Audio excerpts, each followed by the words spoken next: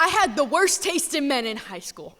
So no wonder my ex ended up a stalker. My mother's ex-boyfriend always had this look in his eye, and I'd see it whenever my room wasn't clean. He got mad I broke away from his abuse. Those eyes taught me fear, taught me that no matter how much you kick or scream, it never stops. Over 3 years, the smell of his omnipresent gray hoodie became less of a blessing and more of an omen. Suddenly, he's dragging me across the floor, my ankle in one hand, butcher knife in the other. The pressure of rough hands pushing my boundaries, protective arms became prison bars. Each message of how I didn't care was a punch bruising my self-esteem, beating me into believing this was normal. I thank God my mother forgot her wallet that day. I finally told a friend in a janitor's closet, just close enough that I knew my favorite teacher would hear. A wave of relief washes over me as the front door flashes blue and red.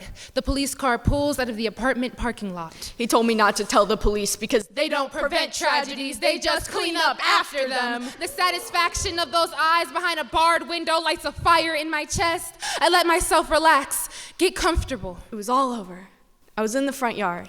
Until that face is looking at me from across my school parking lot, and I freeze. All of me wants to run, but I don't know my way home. My surroundings go blurry. All I see is him. The noise of excited children is drowned out. A sedan the color of his hoodie pulled up across the street. He stepped out of the dented door, walked up to my dad, and introduced himself.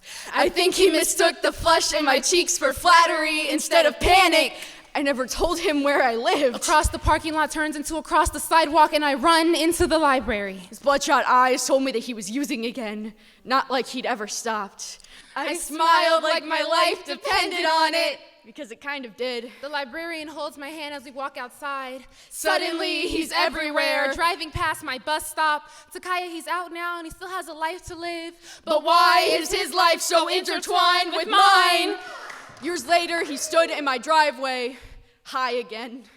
I would thank God I didn't die that day, but he wasn't there. The park, the store, church, outside my window. Not every man you see is him. I can never mistake that look in his eye.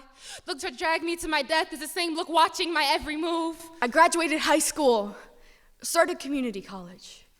It was finally over, all in the past, until I saw him at a bus stop. There's a knock at the door. You've been formally invited to the funeral of the reason your daughter can't sleep at night. And I beg to go to make sure it's him.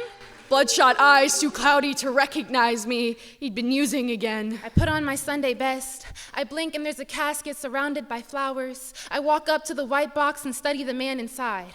Part of me feels like he's going to reach out and grab me, but he doesn't.